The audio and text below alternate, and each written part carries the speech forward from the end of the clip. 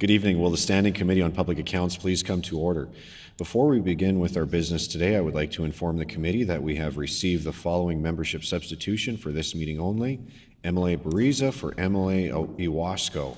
This meeting has been called to consider the following reports: the annual report and public accounts of the Province of Manitoba for the fiscal year ending March 31st, 2023, the Auditor General's report, public accounts, and other financial statement audits dated December 2023, the annual report and public accounts of the Province of Manitoba for the fiscal year ending March 31st, 2024, and finally, the Auditor General's report, public accounts, and other financial statement audits dated December 2024.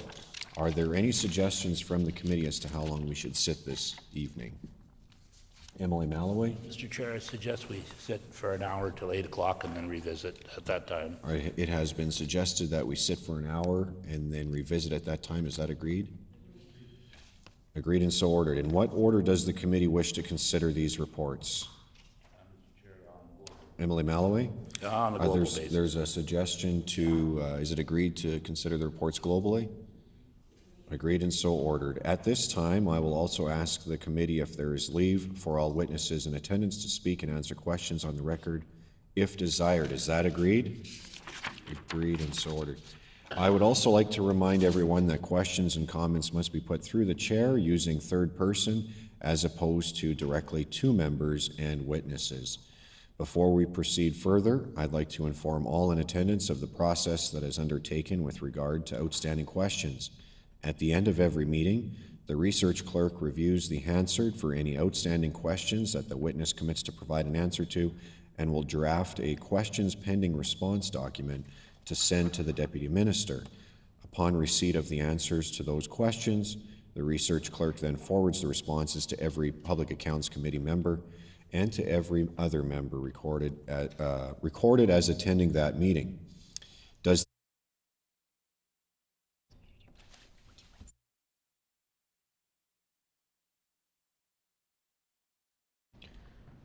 Sure. Yeah, so normally we would have your time limits for speaking up on the walls, but those clocks are not working, so the clerks will be keeping time here at the table. So just keep that in mind. Does the Auditor General wish to make an opening statement? The Auditor General. Mr. Chair, first I'd like to introduce the staff that I have with me. I'm joined by Deputy Auditor General Natalie Bassett-Asamadou and Shane Sharon, who is the engagement leader on the public accounts audit in my office. Mr. Chair, each year my office audits the Province of Manitoba's consolidated summary financial statements, which are key accountability documents included in the public accounts. These statements, prepared by the Provincial Controller, present a financial overview of the government reporting entity. Summary financial reporting is intended to provide a full financial picture of government based on accurate and timely consolidated information from the government departments and its controlled entities. The objective of our audit is to obtain reasonable assurance to provide an opinion on whether the summary financial statements are free from material misstatement. In addition to the summary financial statements, we also audit the financial statements of various government-controlled and related entities. The two reports from my office that are being discussed today provide an overview of our financial statement audit work for 2022-23 and for 2023-24, and they include our observation on key issues. Mr. Chair, 2023-24 was the 7th year in a row that we issued a qualified audit opinion on the summary financial statements. A qualified audit opinion is not meant to be a regular occurrence. It's a warning to users of the financial statements that there is information that may not be reliable. The 2024 audit opinion was qualified because the province was unable to provide sufficient support for the amounts disclosed for both contractual obligations and contractual rights. The 2023 audit opinion was qualified because the province was unable to provide sufficient support for the completeness and valuation of its asset retirement obligations. During both audits, we identified significant weaknesses in the financial statement preparation and control environment. In 2024, we found an unprecedented number of errors that the province had to correct. These errors delayed the finalization of our audits. The province can address the issues raised in these two reports by building its capacity to produce reliable financial information and strengthening its internal controls.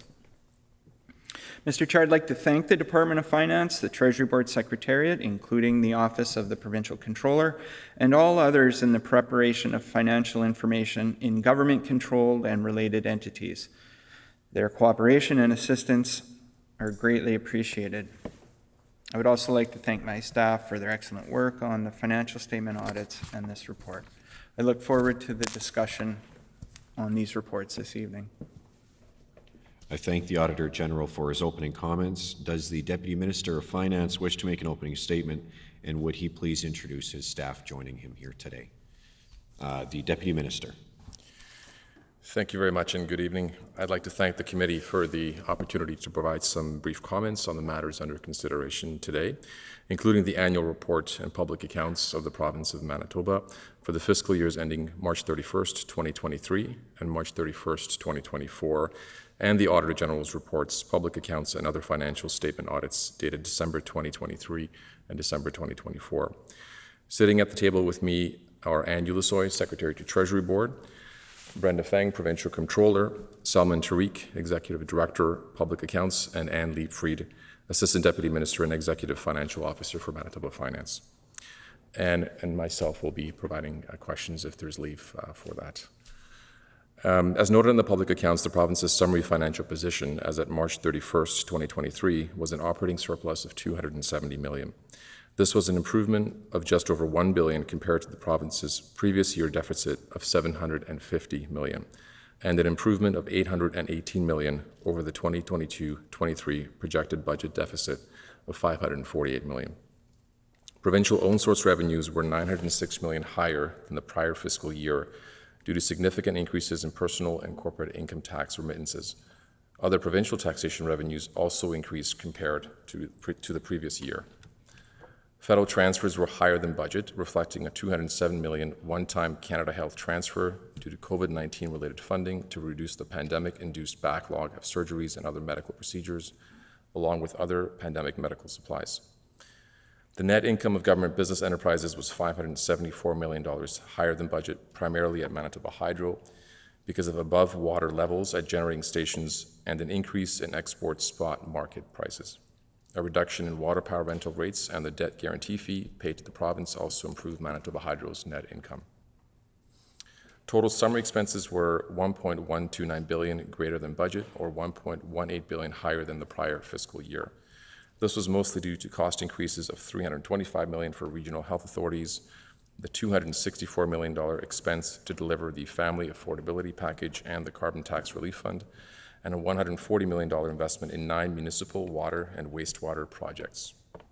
Emergency expenditures were $166 million over budget due to the 2022 spring flood and above average wildfire suppression expenditures at the time.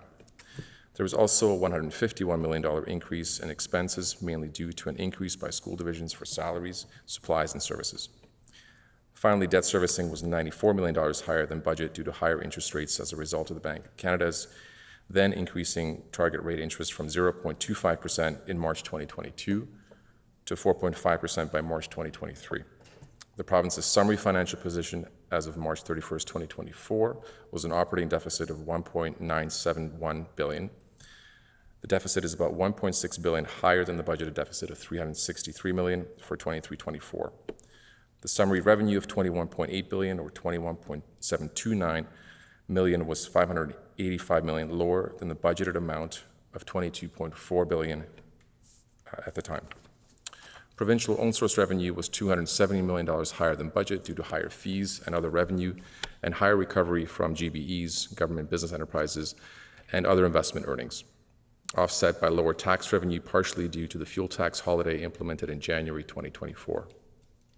Federal transfers were $139 million lower than budget, primarily reflecting underspending on Invest in Canada infrastructure program projects and a decrease in the agri-insurance indemnities and the corresponding reduction in the federal share of that program. The net income of GBEs was $717 million lower than budget due to the lower net income of Manitoba Hydro and lower net income of Manitoba Public Insurance. Total summary expenses were $1 billion higher than budgeted, amount of $22.7 billion, mostly due to $958 million more spending in health, reflecting settled agreements and price and volume pressures. Overspending in the Department of Families and Justice were offset by lower spending in various other departments. More details on the actual budget and the year-over-year are provided in those annual reports. The 2023 summary financial statements were qualified for a scope limitation related to insufficient support for asset retirement obligations. The 2024 summary financial statements were qualified for insufficient support available for contractual obligations and contractual rights included in the notes to the financial statements. The Auditor General's report to the Legislative Assembly on the public accounts and other financial statement audits identified that improvements are needed in the processes for financial statement preparation, including the consolidation of financial information and controls over financial transactions. The Department welcomes the Auditor General's report and its findings, and the Office of the Provincial Controller is committed to continue addressing these through collaborative work with all departments and by performing its own due diligence. We shall endeavor to answer all administrative-related questions posed by the committee on the reports reflected on the agenda. We may need to take some questions under advisement and provide a written response later. I would like to thank the staff at the Treasury Board Secretariat who prepared the annual report, the Office of the Provincial Controller who prepared the summary financial statements, and all staff in the Department of Finance and across government for their work related to these documents. Finally, I'd also like to thank the Auditor General, Mr. Tyson Stakalo, and his team at the OAG for their professional and collaborative relationship with the Treasury Board Secretariat and the Department of Finance. Thank you. I thank the Deputy Minister for his opening comments. The floor is now open for questions. Emily Stone. Yeah, thank you. This question's for the Auditor General. Can the Auditor General tell us what he considers material for the public accounts of the province, what that means for his audit, and the accuracy of the public accounts, plus or minus in that variance?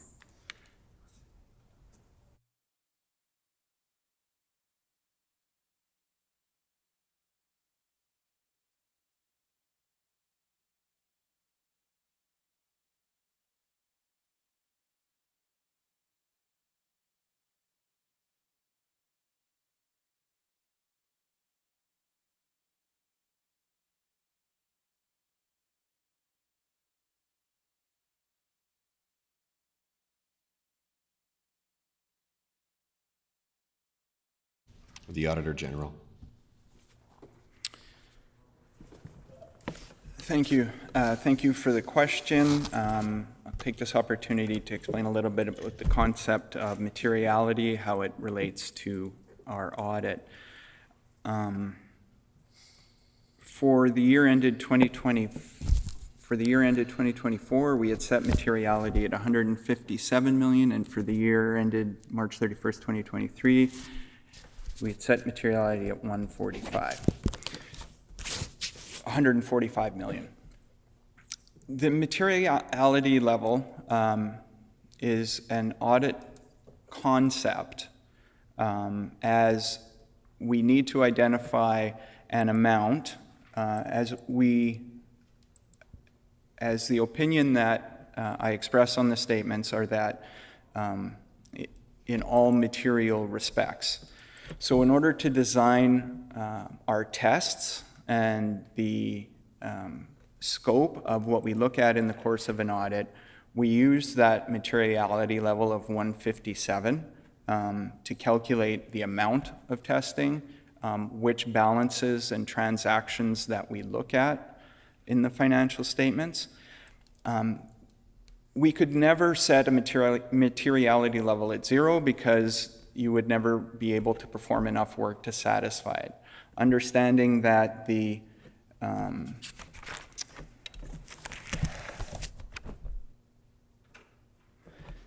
total financial assets reported in 2024 were $43.6 billion, and the total liabilities were $75.9 billion, the concept of materiality serves as a tool that we use as auditors. In addition to that, the other consideration that we make is that not only is that hard figure an amount, but there are other balances which may influence a user's decision based on the reading of the financial statements. The amount set as a percentage of expenses in a year for the quantitative part, but the qualitative part is to consider a balance or transaction or item that we're auditing on whether the level of error would influence a user's decision. So in the case of our audit and summary financial statements, we performed our work in accordance with materiality level of $157 million for 2024. Emily Stone.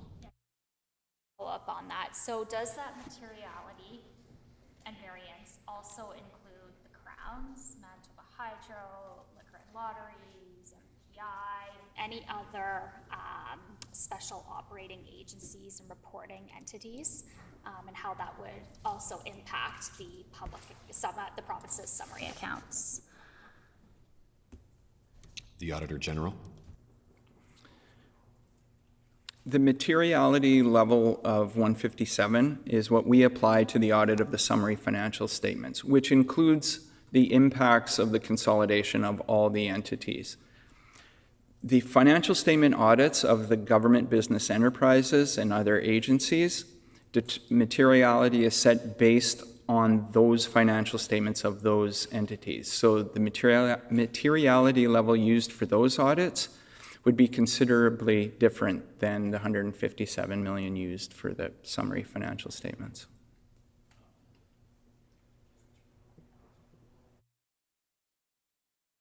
Emily Chen. So my question is for the department, as Auditor General stated in the opening and also reported in the auditor's report of public accounts and other financial statement audits. In recent years, the audit finalization has been delayed due to late information from the Office of the Provincial Comptroller and departments. And we know that timely information is crucial for decision making. So my question is, what changes have been made or what specific steps have been taken to ensure that the legislative deadline will not be missed going forward? Thank you.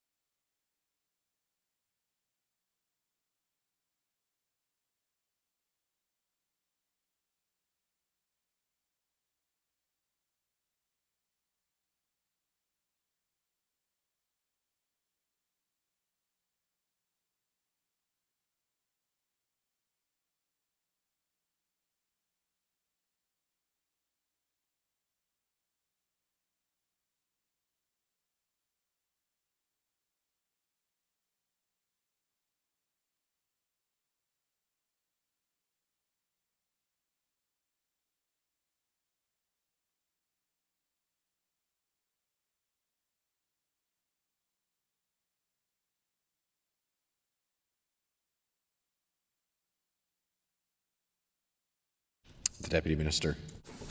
Thank you for the question, Emily Chen. Maybe I'll start off with the larger scope of how an audit plan is put out. So the Office of the Provincial Controller each year will prepare an audit plan that is then disseminated to each departmental executive financial officer who would be the lead for each of those departments. So essentially we have what's called a decentralized controllership model.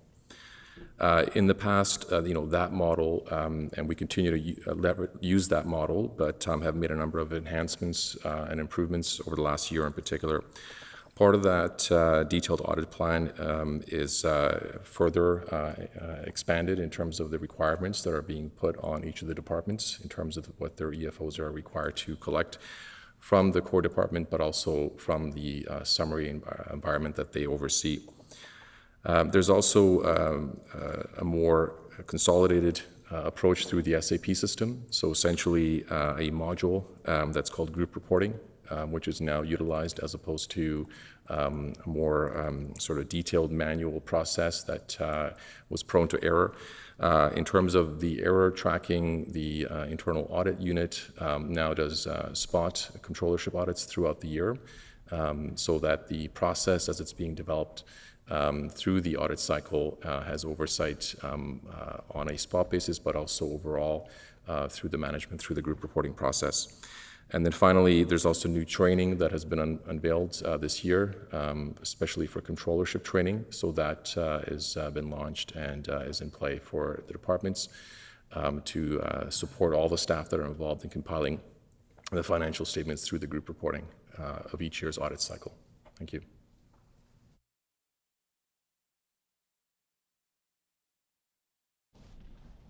Emily Stone. Thank you. Just going back to my previous question, I just have a follow-up clarification question for the Auditor General, and please correct me if I've misunderstood you. You had mentioned that $157 million for your scope, which would include the crowns, but then you also mentioned that the SOAs would have their own audit materiality. So I guess my question would be, what would be material for Manitoba Hydro, which is a very big entity with a lot of debt and significant assets?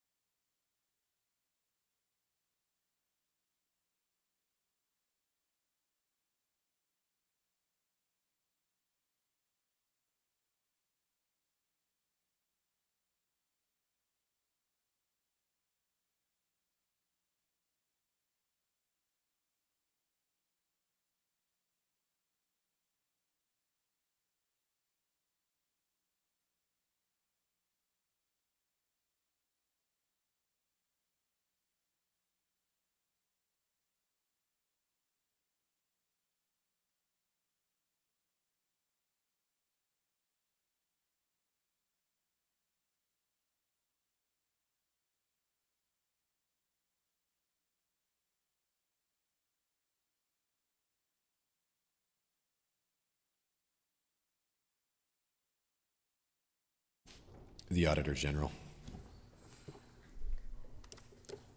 Thank you. I can't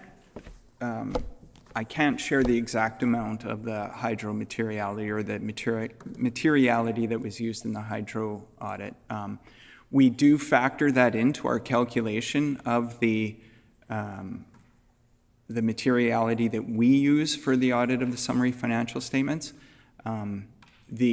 The audit is conducted by the audit of the Manitoba Hydro is conducted by a external accounting firm.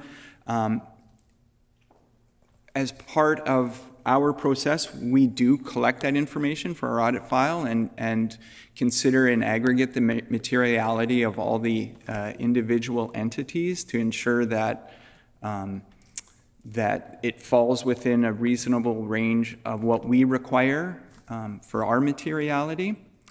I can also share that the general practice for setting materiality in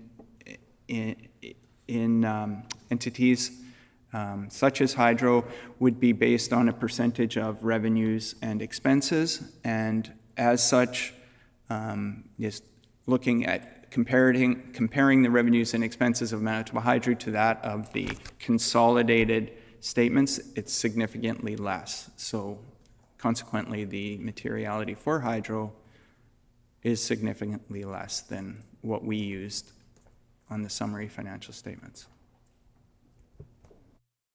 Emily Brar. Thank you, Chair. First of all, I want to say thank you to the department, Deputy Minister, and AG office for these reports and opening statements.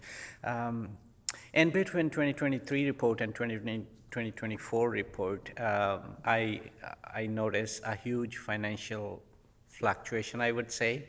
Like the budget was like 200 something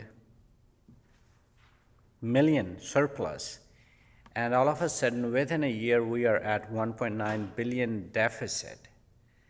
So that's a huge fluctuation in the budget. So what happened in between the two reports?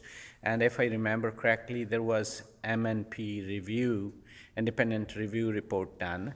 So can the department share a few key findings from the report or lessons learned, if any, after that review?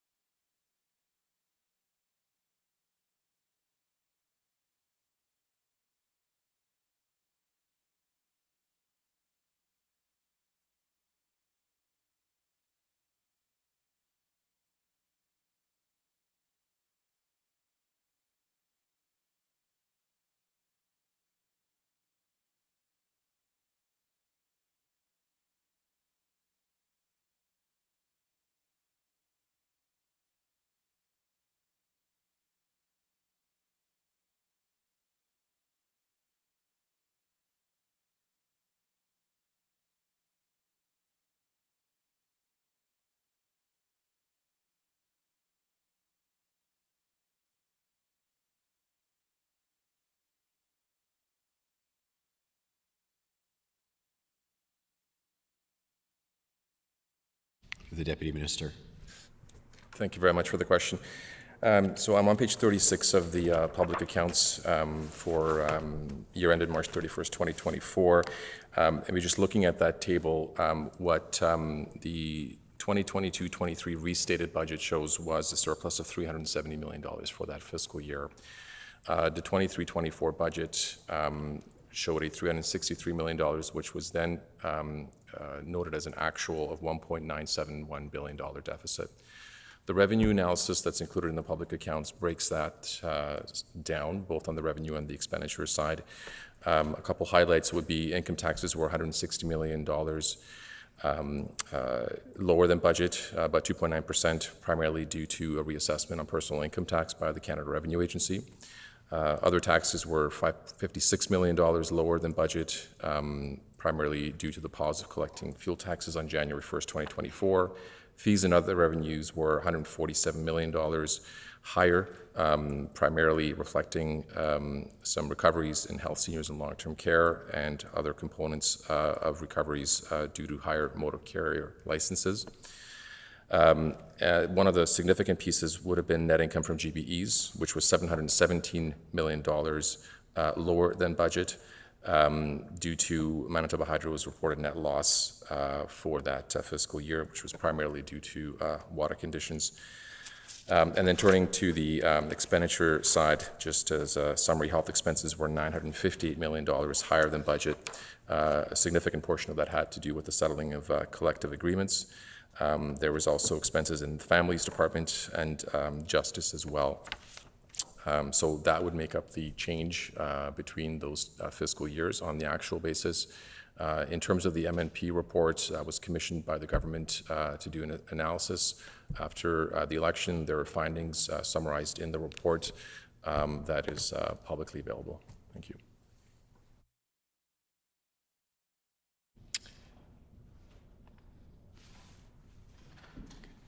Emily Chen. Yeah, I just have a follow-up question to my previous question, and thanks to the DM for speaking on the number of steps that have been taken. My follow-up question is on page 23 in the Public Accounts and Other Financial Statement Audits report. It is recommended that seeking external support or engaging external resources for additional support. So my follow-up question is,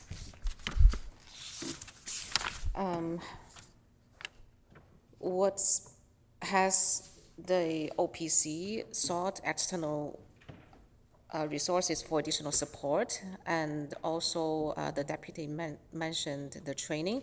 So with internal hiring and training and the use of external resources, does the OPC foresee any challenges in completing this year's public accounts audit on time?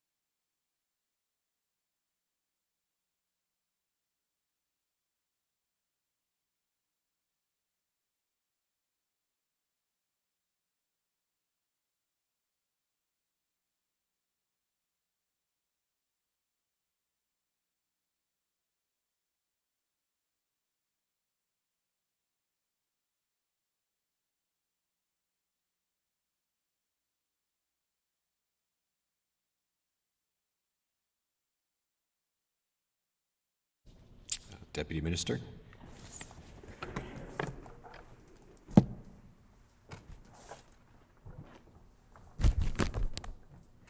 The Secretary.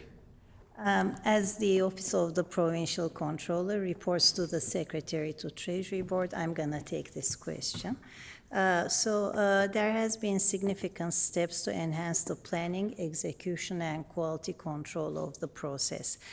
We have also retained an external accounting firm to support us through the process, but we're going to be using them if and as needed. So it's not a constant resource from the perspective of the OPC.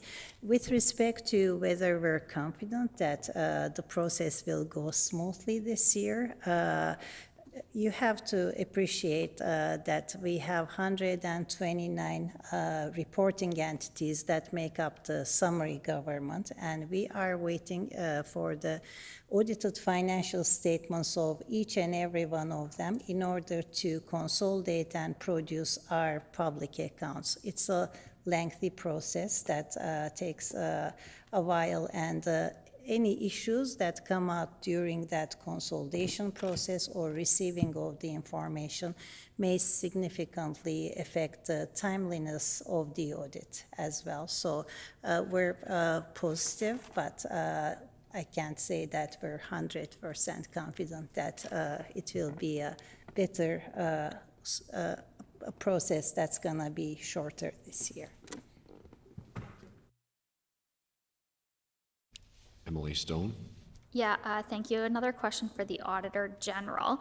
In the 2024 public accounts, did the Auditor General look closely at the special warrant spending of over $700 million and how that impacted the deficit in that year?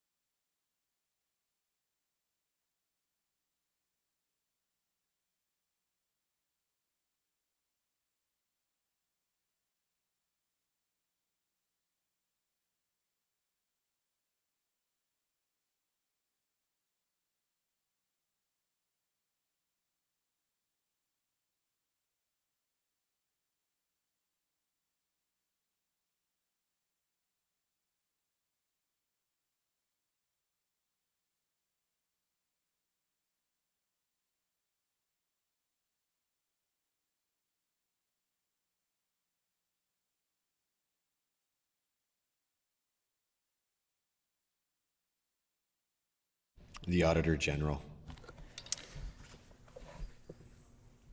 During the course of the audit, we do verify that the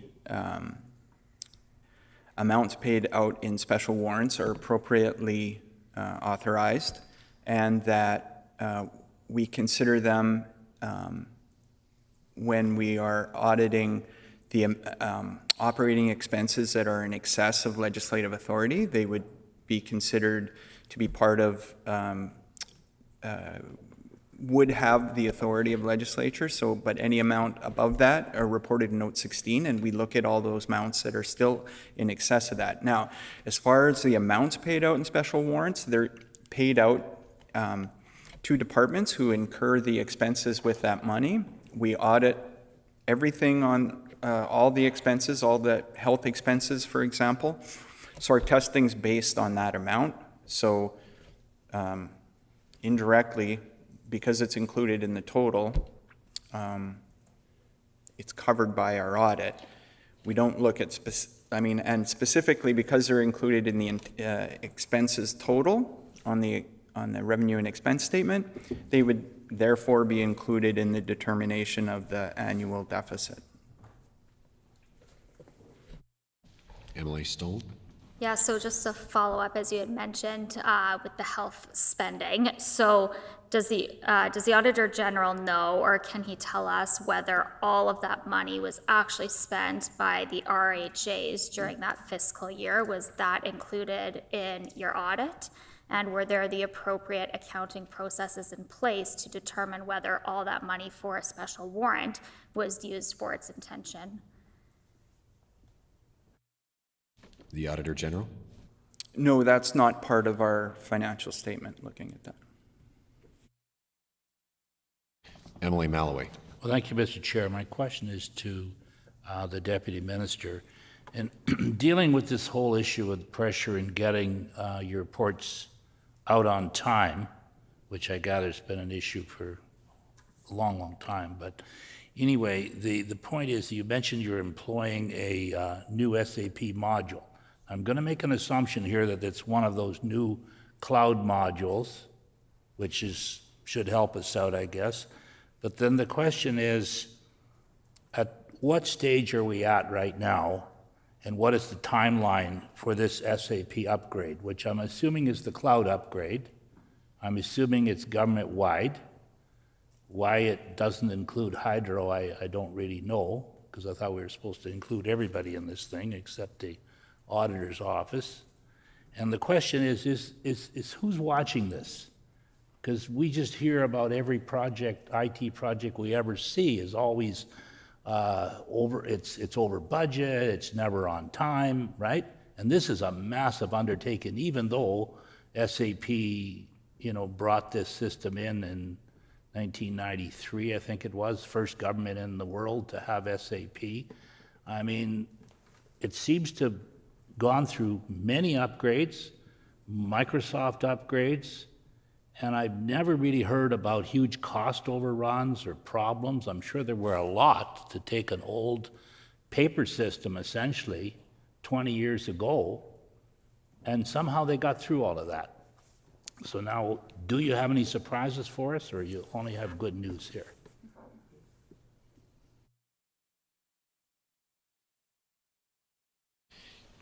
Just a reminder to everyone to put questions through the chair. Thank you.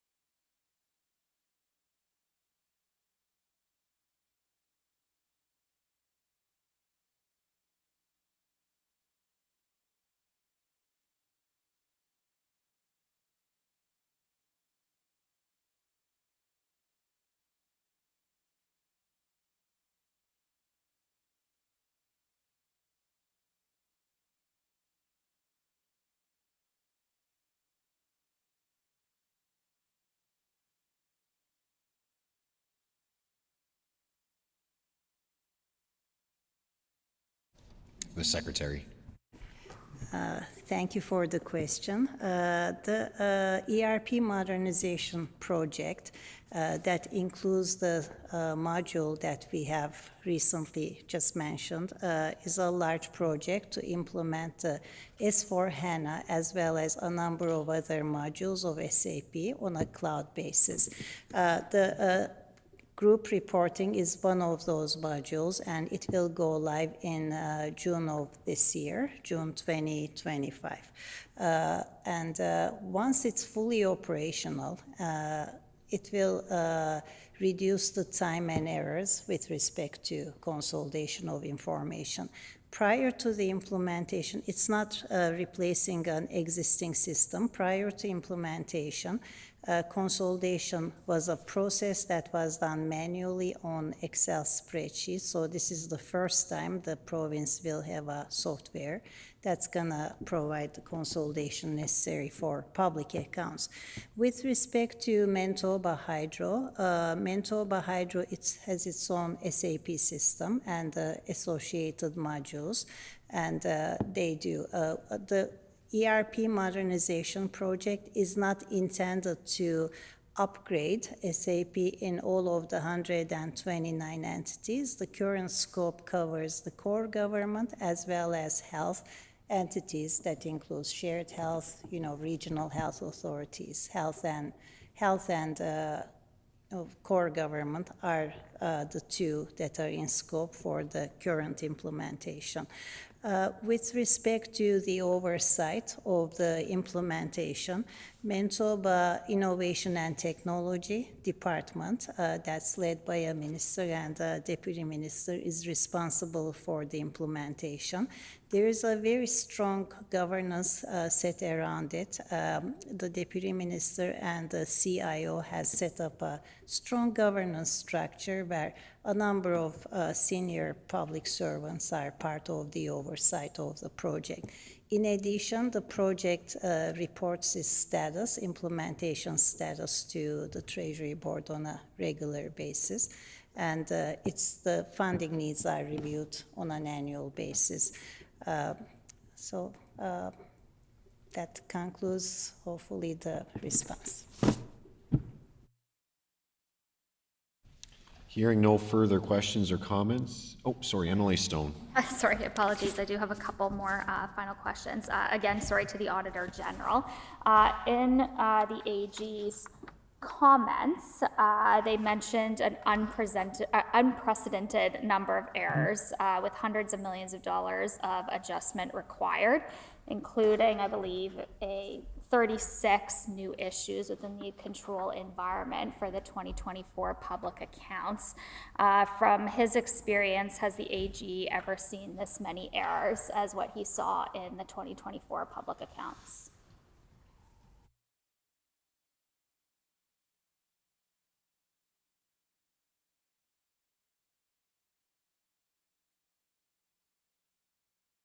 The Auditor General. In my history with the office and involvement in the public accounts audit, the number of errors we identified and the amount of the adjustments required was, in my view, unprecedented. I hadn't been part of an audit where there were that many identified errors brought forward for correction. Emily Stone. Yeah, thank you, and thank you for that, Auditor General. And just as a follow-up, can the AG speak to why it's gotten significantly worse from his perspective as an Auditor General, particularly looking at the 2024 audited statements compared to previous years?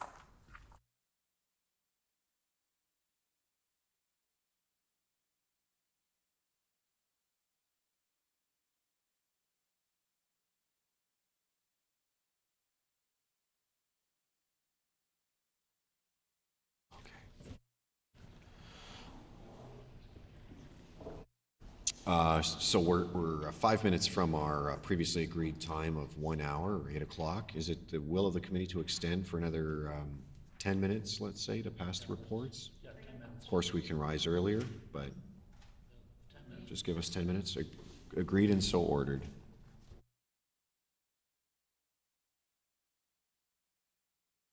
The auditor. In my report to the Legislature for the year ended December 31st, 2024, I identify a number of weaknesses in financial statement preparation on the part of the province, including a lack of understanding of what info is required to support amounts in financial records, a lack of a review of information that was prepared to support the amounts in the records, and noted weak controls over some of the financial reporting process.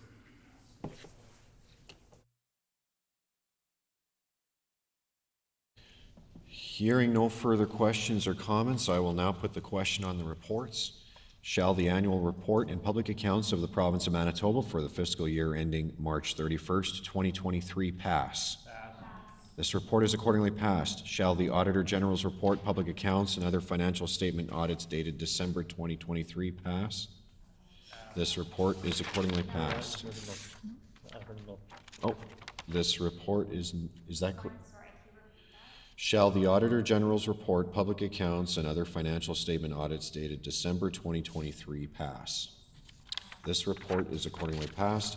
Shall the annual report and public accounts of the Province of Manitoba for the fiscal year ending March 31st, 2024 pass? No.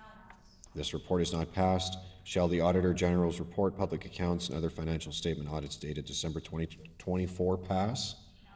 This report is not passed. Before the committee rises for the day, I would ask that all members please leave behind their copies of the reports so that they may be used again at future meetings. The hour being 7:57. What is the will of the committee? Committee rise.